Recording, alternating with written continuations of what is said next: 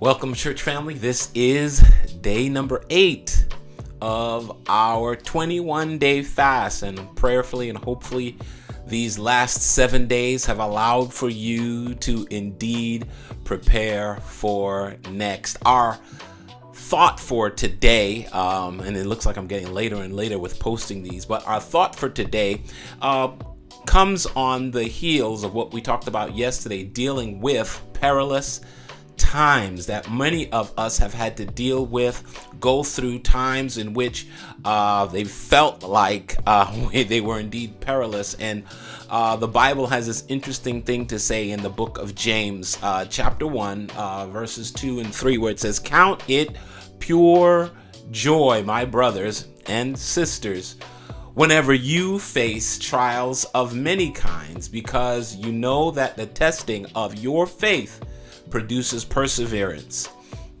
And if you and I are going to be ready for next, you've got to be able to persevere. At the beginning of the year, we talked about Philippians chapter 3 and talking about verses 12 through 15 and learning how to press. And that thought remains again today as we're thinking about and thinking through what will be next for you and for me, for our church, and for our community. And if you've paid any attention to the news this week for our country, there are going to be some rough times. And even though there are rough times that can be coming, we are to be able to find joy in the midst of it. We as Christians, we are not immune from depression. The fact is, the trend of events and the mounting tide of evil are enough to give one sobering thoughts, whether you're a Christian or not.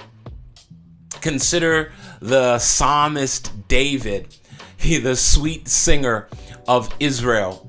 He was not always on top of his joy game. Sometimes he actually felt and expressed his depression. And sometimes his glad song was turned into a depressive mourning or a dirge. The blessings of God, however, are more than the hairs on our head. It's more than the sands of the seashore. And for all of us, we must learn how to meditate upon his love because he cares for us. And when we think about that, we must also allow this to inspire this love that will emanate even in the midst of trials. And your trials cannot interrupt or assuage or push away God's love for you and I. If you can think about for a moment the process of refining maple syrup. Maple trees are tapped with buckets hung under the taps, and out drips a sap which is thin and clear like water. On a good day, 50 trees will yield about 30 to 40 gallons of sap. But it is essentially useless at this point, with only a hint of sweetness. Then, as the buckets fill, they are emptied into large bins that sit over an open fire, a flame. The sap comes to a slow boil, and as it boils, its water content is reduced and its sugars are concentrated. Hours later, it has developed a rich flavor and golden brown color. It must be strained several times to remove impurities before becoming reheated, bottled, and graded for quality. In the end, those 30 to 40 gallons of sap are reduced to 1 gallon of pure, delicious maple syrup. Oh man, that's messed up because I can't handle sugar. But which is far better than the cheap imitation colored sugar water that passes for maple syrup in a lot of our grocery stores. And the same thing is true for all of us preparing for next. We start out like raw, unfinished sap, which could have been tossed aside as worthless. But God knew what he could make of us. He sought and found us, and his skillful hands are transforming us into something precious, sweet, and useful.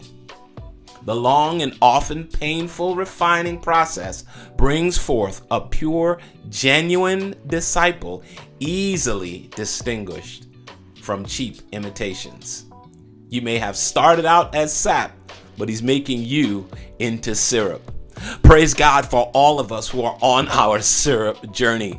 As you pray today and throughout the remainder of these 21 days, just remember, count it all joy. Let us look forward to, even though we are expecting our next, whatever our next is going to be, there are going to be some moments that are going to be kind of jacked up. They might be tough for us, but they're not to lessen us. They are to build us up. They're to strengthen us. They're to sweeten us so that we would indeed be able to be prepared for next.